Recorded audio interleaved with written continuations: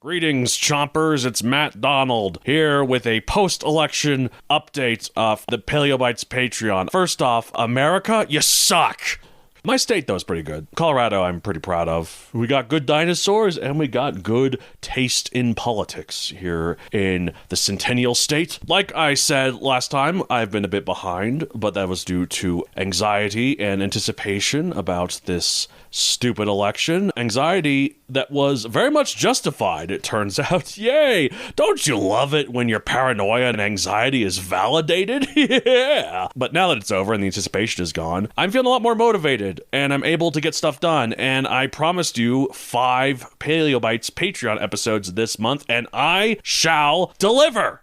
So, 5 bonus Paleobites episodes will come out throughout this month. First off, we got Nigel Marven's Sea Monsters. Great documentary series. Then we have Dino Island, a redo, this time with just me. It's an obscure 2002 strategy game. We've done an episode on it before, but with someone who didn't really understand it like I do. So now we're going to do it justice again. Then we're going to do Lilo and Stitch. That does count. There are dinosaurs in it. You don't believe me? Watch it again, particularly the first 10 minutes.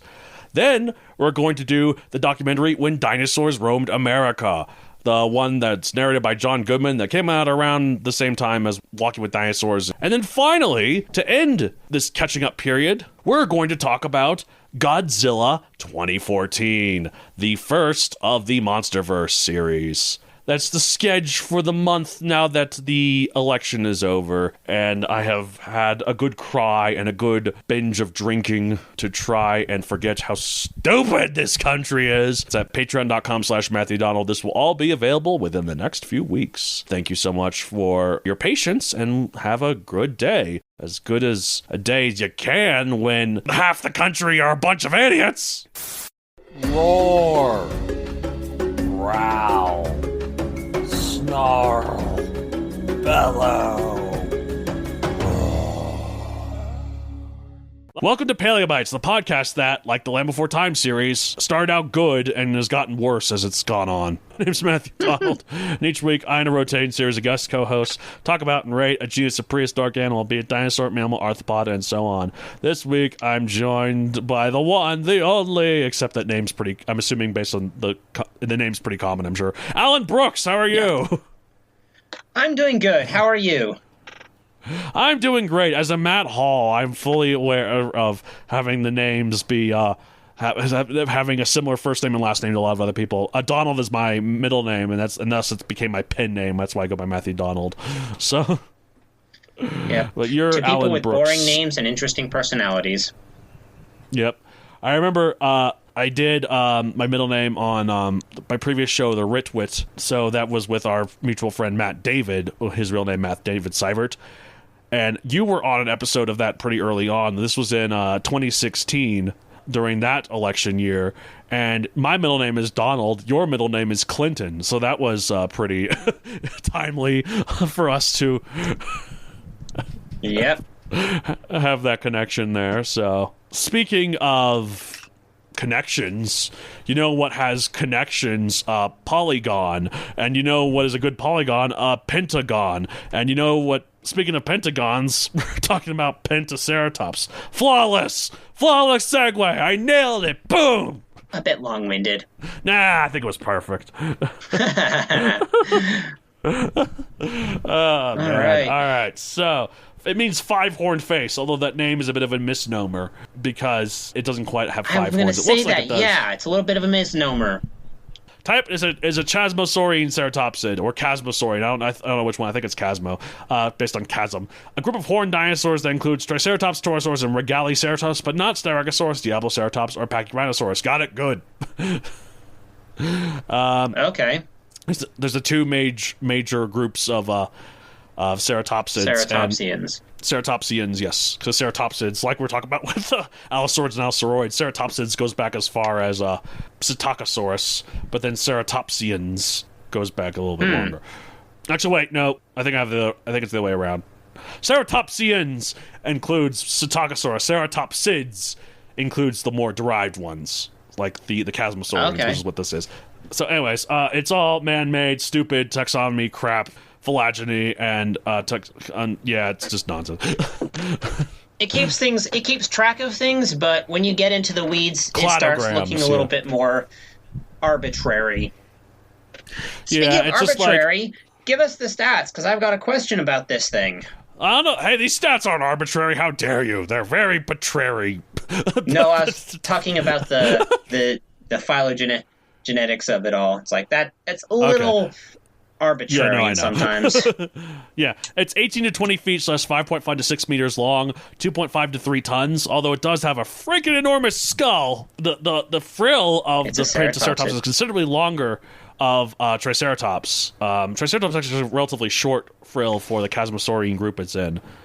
It's really funny because the chasmosaurines have really long frills, but they tend to have the 3 horns like Triceratops. The centrosaurines tend to have shorter frills like Styracosaurus and Diabloceratops, but they don't have the 3 horns. They have a wide variety of horns. Triceratops has the 3 horns but a short frill, so it was like, what the heck is this thing? So it's one of the major differences between Triceratops and the rest of the chasmosaurids that the chasmosaurids tended to have large openings in the bone for their frill, whereas Triceratops is known for having a solid frill. Yep. Yep, it's the fenestrae. So that's probably why it has Triceratops has a shorter frills because its skull would be so much heavier due to not having the fenestrae. So much heavier if it tried to match the size with a solid bone one. Which also means it's probably tougher. If any, oh no, for sure. Most of the ceratopsids, I presume, did not use its horns and frills for defense, but for display. I feel like Triceratops did use it for defense, or at least it doubled for defense, though, because it was a much stronger bone. So, much more solid bone. Listeners, I would like to add maybe an asterisk on that. Like, I don't... Mm-hmm. So, this is, again, my opinion on the subject. But I think that when we talk about they didn't use it for defense, what we mean is that they didn't use it to ram predators that would do it. Yes, I guess that's true, because they did use it for... Yeah, they use it for defense in the sense that, like, if a predator was there, they'd wave their head around and make them look bigger and more intimidating than they really were. So, as well as spiky. Very big spikes, so... Yes. But the fact that the spikes were all in different arrangements for the species implies that it's more for display than defense. Because I feel like if it was for defense, they'd all be the same. Yeah, true. There was, again, no ramming, but more, oh, look at this. This is a wall of... I am a one dinosaur wall with big spikes poking your direction. You don't want to mess with me. Now, not to say that couldn't have doubled for defense, but it wasn't primarily its the thing. Sort of like the tusks of an elephant. Like, the tusks of an elephant are mainly used, I think, they're not really used for defense. Well, I guess they kind of are, but you don't see an elephant stabbing a lion. It's a secondary benefit of it. Yeah, you don't see an elephant stabbing a lion with its tusks. So, yeah, but it's mostly a tool and a display. Yeah, and use it to help push down trees and other sort of things, like distribute the weight. Anyways, diet herbivore, time Late Cretaceous, 76 to 73 million years ago. Location, New Mexico and Colorado, USA, as well as possibly in Alberta, Canada, which makes sense. It's literally every dinosaur ever is in Alberta, Canada. that Alberta, Canada is like, if you know how in Norse mythology, the giant Ymir fell and his corpse made the world. I feel like a bunch of dinosaurs all fell and their collective corpses made the province of Alberta. Because there's so many dinosaurs there. Yeah. Must have been a really good place for dinosaurs to live. Maybe we'd have to look into the geography. Maybe it was just area.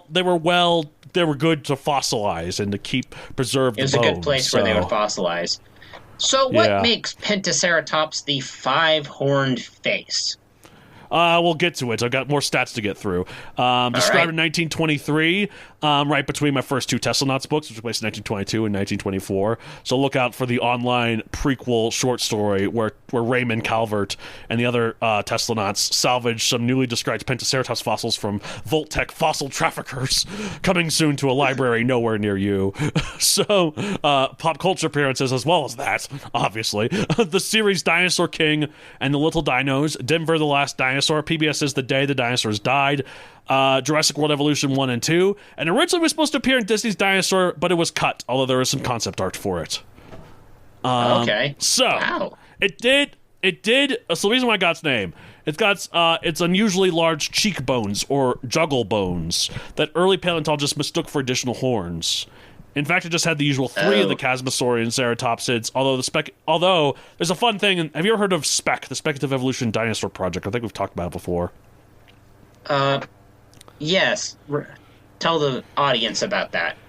It's basically this online thing that it started in the early 2000s, so it's pretty outdated. The science is pretty outdated now, but there's some fun stuff, and it's like a project, a collaborative art project between a bunch of people that's like, what if the asteroid missed, and what could the dinosaurs keep evolving into? So there's a lot of cool species, and there are these things called the dinoceratopsians, is a group of they have. They're horned dinosaurs, but they don't. Instead of having big brow horns or big nose horns, they have really pronounced jugal bone horns. So it's like you got them really curved and going outwards, and it's resulted in some interesting designs. Spec was fun. Yeah. Okay, so what they thought were extra horns on the cheeks turned out to be just big jugal bones on its it's like your cheekbone. cheeks. It's like when you clench down on your jaws and put your hands to your cheek. Well, that little thing you're feeling, the jutting out of your cheek. That's kind of that equivalent of that. And like that, it was probably helpful in chewing. Okay. So, an interesting thing about Pentaceratops' horn arrangement, though, other than its jugal bones, is that its nose horn is very small and curved backward, while its brow horns were very long and curved forwards. And as well as its frill being longer than that Triceratops, it's rectangular in shape, as opposed to the more circular Triceratops frill. It also tilted more upwards, meaning that this creature used the size of its head to intimidate predators. Like, again, it would get in front and wave its head around and, like, be like, wow, look at this giant square shield with 3 swords jutting out of it. I'm not attacking this thing. Yeah. So, like, no Tyrannosaurus would ever attack this creature, but then again, they wouldn't anyways because that lived millions of years later. So the predators what predators would it have dealt with? Obsilodon, oh god, why is this one so Bista Eversaur, and potentially Daspletosaurus. Although that one isn't confirmed, that's indeterminate Daspletosaurus remains. As well as Sauronitholestes and indeterminate Dromaeosaur remains. Sauronitholestes is the poor schmuck that took over the reins of Troodon after Troodon was considered outdated. Most of the bones that we thought were Troodon were actually Sauronitholestes. So I'm actually genuinely impressed you knew all of those names, and I didn't recognize a single one. Besides, like, maybe the last one. You didn't recognize a single... You don't know Obsilodon? It's a classic! No.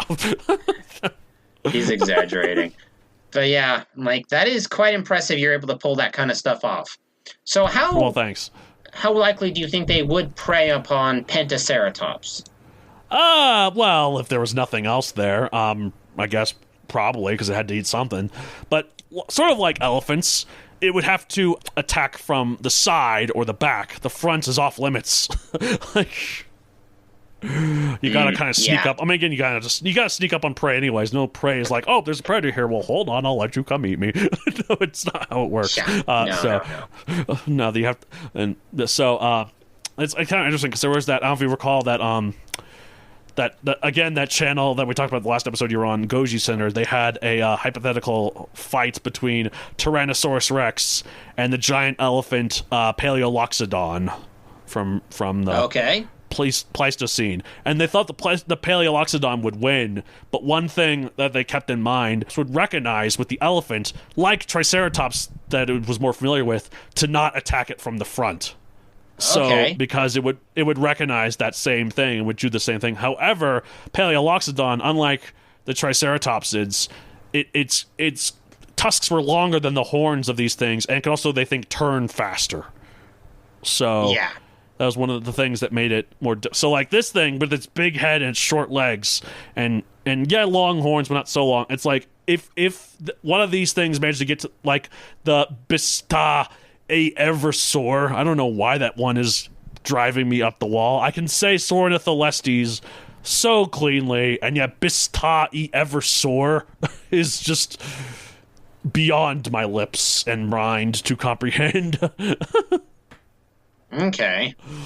But that, so if it got to the side, it'd have to come to the side, and then it would take a while for it to turn around and get to it. But then again, it lived in herds, so that's like, if one attacked one, another one won't try and fight it off. Okay. So. Do we have confirmation that they lived in herds? No. I mean, I think we believe that ceratopsids lived in herds because we found a lot of them together. Not necessarily this one, but a few of the others. I have wondered, because it's not like rhinos don't really live in herds. They kind of are solitary, and these are more like rhinos. But again, yeah, but like will the buffalo live in herds? And these are also like those too. So I don't know exactly. Oh, why don't we ask our friend, the ones that people are so afraid are going to take over the world, AI, on air. And keep in mind, when you're talking to Chat GPT listeners, you might have to double check some things because it doesn't know everything, but it's so useful in so many things. So I'm going to ask Chat GPT, what evidence is there for herd behavior in Triceratops or other ceratopsian dinosaurs? I'm genuinely curious. Okay, now. The idea that Triceratops and ceratopsians exhibited herd behavior is debated among paleontologists, but there are several pieces of evidence that suggest these animals might have lived in groups. Bone beds. There are large accumulations of skeletal remains from multiple individuals found in the same location. In some ceratopsian species, like Centrosaurus, entire bone beds containing hundreds of individuals have been discovered. For Triceratops itself, however, similar large bone beds are rare. This suggests that Triceratops did exhibit large herd behavior. It might have been in smaller groups, so the evidence has not been widely found. The fact that it had the frills and horns means it was probably, if it was used for display, it would have to be displaying to something, which makes sense. There could be herds. Pachyrhinosaurus also has huge evidence of herd behavior. Maybe the reason why Triceratops might not is because Triceratops is actually so much bigger than almost any other ceratopsian. So maybe it just the local area couldn't handle that much. Not many large dinosaurs like that. Plus, considering it also lived at the same time as Edmontosaurus, which did live in herds, so all the plant vegetation would have been like, yeah. So so I'm thinking, possible that Pentaceratops lived in herds, or at the very least, in small social groups, because it's like I said, groups, then. Like I said, if its frills and its horns were for display, it would have to be displaying to something, and if it was displaying for mates, it had to be more than just family groups. Otherwise, it would be inbreeding. Yeah, so it'd have to be. I was just thinking a good way to describe it is we've got three different options on the group behavior of Pentaceratops. Would be one, large herds similar to, shall we say, zebras and things like that. That one seems unlikely to me. I would think it would either be more akin to elephants, where you have a matriarch and a big family, and then you have the males running around solo, or more similar to elephant seals, where you have one male and several females in a group, and the males compete for the breeding with the females, or maybe some odd hybrid of the herd behavior of like the family, possibly, or like the herd behavior and the males with large numbers of females, sort of thing. One thing to keep in mind too about herd behavior is if you want to have really big herds, it's not just the environment. It's not just like what type of animal. It's also the environment. Like the zebras and buffalo live in herds because it's in wide open plains. If this lived in forests, like there's not really a lot of room for big herds. Like African elephants might live in herds, but African forest elephants or Indian elephants don't. I mean, they can and they do a little bit, but not to the extent of the African elephants. Okay. Savanna elephants. Yeah. So let me check and see what the Kirtland Formation. Let's see if we have any evidence of what the environment was like. Okay. Cretaceous lived here. Oh yes, Navajo ceratops, Zia pelta, Titanoceratops. Oh, it's a junior synonym of Pentaceratops. Oh, that's kind of cool. Titanoceratops. So Pentaceratops could have also been Titanoceratops, which is a cool name. Alamosaurus lived here. Oh, whoa! So there was a sauropod in this area. Not only that, a big one. Sauropod? Alamosaurus. Oh, that's like that's a big one. Like that's like the only titanosaur we have that's from North America that we know of right now, and the one sauropod that lived alongside T-Rex. Okay. So interesting.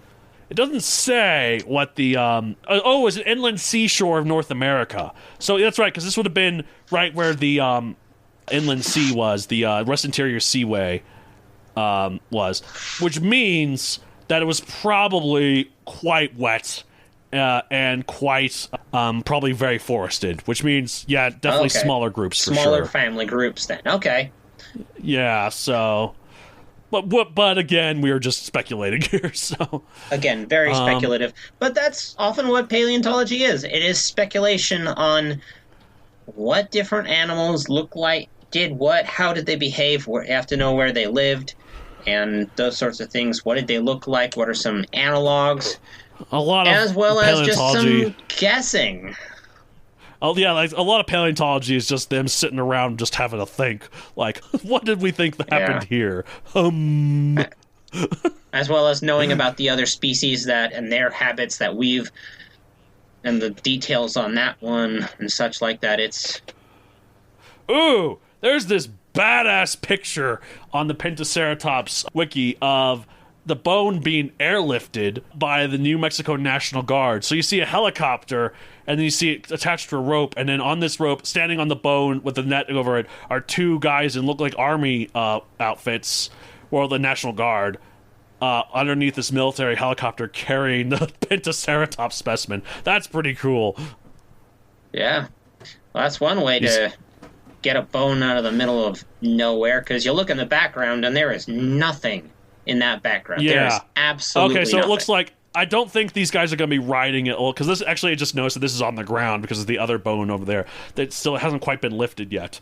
So I'm assuming these New Mexico National Guard, they're attaching it, and then they're not going to ride on the bottom of it like I thought they would. No, that would be way too risky. They'll get in the helicopter afterwards, yeah, so. Yeah. It's just, I love that. It's like, we're the New Mexico National Guard. What's our target today? We're getting this Pentaceratops specimen. Copy that. Yeah. Whiskey Tango. Again, Whiskey that's Tango, one way to Foxtrot. get a giant, delicate bone out of middle of nowhere. Hook it to a helicopter. New Mexico and fly National it Guard must have not had much to do that day, but that's okay. That's okay. Thank you for your service, National Guardman. One thing I do have to ask is, on the Wikipedia page, it talks about how its beak would provide it had a self-sharpening edge. Is that something common with all the Chasmosauridae? That's just common on things with beaks. Like my dad has this parrot, Jasmine, the blue-headed Pioneus parrot. Oftentimes, when she hasn't been grinding it enough, and she's been just kind of busy, she gets what I call a buck beak. I call it kind of that. Jokingly, because the beak goes way up like buck teeth, but she has to grind it down herself, so just the keratin starts growing upwards. I'm assuming this is the same way. Okay, so beaks by their nature are self-sharpening. That's a really good way to that's why the ceratopsians all had these beaks. It's basically their way of snipping off the plant matter that they would need to eat, and then they put it into their tooth batteries and grind it up. And I'm assuming that the big jugal bones of Pentaceratops probably had helped with chewing it. Maybe it chewed on some tough plants. All if it was really wet, I don't know if the plants would be that tough, so I don't know. It depends. Question, how would they help? Because you talk about how the jugal bones will help them eat. And just with the inertia of chewing, it might help with spreading the inertia when you chomp particularly hard. So the force of it doesn't quite go just into, I don't know. Sort of like they had the theory that one of the frill, the horns on top of Dinocephalium from the Permian period helped with the inertia of when the animals rammed into their heads into each other. They kind of helped spread the impact out. Okay. I'm assuming that's what might have been doing here. I don't know. I'm not a paleontologist. This might come as a shock to longtime listeners, but I am not a paleontologist nor affiliated with paleontology in any way. Okay, so Titanoceratops is still technically its own genus, but it's a controversial genus.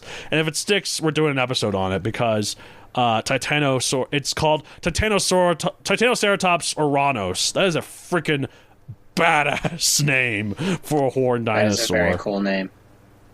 But it seems to be it was likely a large old specimen of Pentaceratops. So. Yeah, so this thing lived in small groups, potentially. It chewed really hard, potentially. Really it tough fought plants. off Daspletosaurus, potentially. And everything's potential. We don't know. We weren't around back then. So We have some good guesses, though. So we have some good guesses, educated guesses, which, yes, we might not know everything, but we know quite a bit, and we will continue to know as much as we can with the evidence we've got and studying it further. So, on that note, let's rate Pentaceratops 1 out of 65 million. I think it's 55 million, not just because it's Pentaceratops, I want 5.5, but because I also think it's a cool dinosaur. I like the shape of its frill. I think it's an underrated part of it.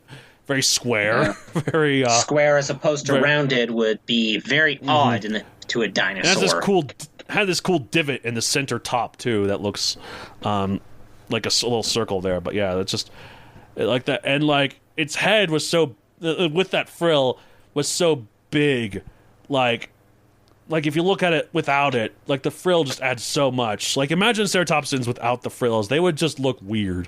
They would look so bulky. Weird. They'd look like bulky duckbill dinosaurs with beaks. So, yeah. Or I'm going to agree with the like 55. I was going to say I'm going to agree with the 55 million rating. One thing I did think about with the divot in the center of the frill. This is very, very fantastical. But if you ever wanted to have, dinosaurs and humans living together, imagine a knight sitting on one of these things, literally resting his lance in that gap. And I was going to say, poke he's not sitting there, is he? No, but he's resting his lance, yes. So. Yeah, he's resting his lance there like it's a thing, or maybe even a more advanced thing, you have it literally armored up and you have your machine gun sitting there. Okay, so stupid, but... When the Megazoic movie inevitably comes out, I will put that in the book. So. All right. I will put that in the movie. Except it won't be a human, it will be some kind of smaller animal sitting there with a gun. Or maybe, since they have they have neurally activated triggers, it could just be using it itself, so. That would be cool. But yeah, 55 million, good one. A little bit of a misleading name, but it was still described in the 1920s. Yes, looking forward to the inevitable Hexaceratops. It's coming. Just you wait. Oh boy. And then and the sad thing is, I can totally believe it. We already have Triceratops. There is a Biceratops, I believe, but it's not. It was just a name for something else. And then Monoceratops is it's a long. The only real ones are Pentaceratops and Triceratops, but there is a Tetraceratops, I believe, but it's not a dinosaur. It's like another unrelated creature. So. Okay.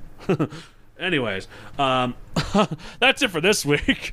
If you want to get a hold of the show, you can contact me at palebytespodcast@gmail.com, at palebytespod on Twitter, and palebytespodcast on Instagram. You can find me on social media at Matthew Donald Creator on Facebook, and Matthew Donald 64 everywhere else, so like Instagram and TikTok. If you want to talk to Alan, since he's not on social media, just send me an email at palebytespodcast@gmail.com with him and his name there, and I'll relay any questions.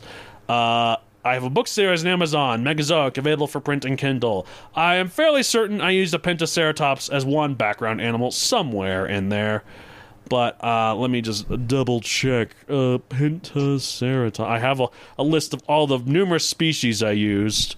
And let's just find out. I did use it somewhere. It was in the... I remember where it was. In the battle of the Tyrannians first attacking the city of Sarkophie, that's shows that they're actually more technologically advanced and better equipped than the Laurasians intended. These guys have smaller bits of their artillery launched on their backs, or attached to their backs. So let's say in the movie version, the barrels of those guns will be pointed right at between the divot of its frill, which means it can't move its head, but it looks cool. All right. Who cares about practicality when you have the rule of cool? So, I know you do. So. Yeah.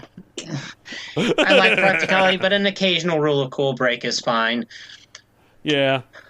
That's good. All right, well, because that's what I definitely do. All right, well, that's it for this week. As I say at the end of every episode of Paleobites, something, blah, penta, bam, boom, Pentaceratops. Soon we'll have more Ceratop names. Woohoo! 5 Ceratops. Where's 6 Ceratops? Where's 50 Ceratops? Where's 100? Where's Google's Ceratops?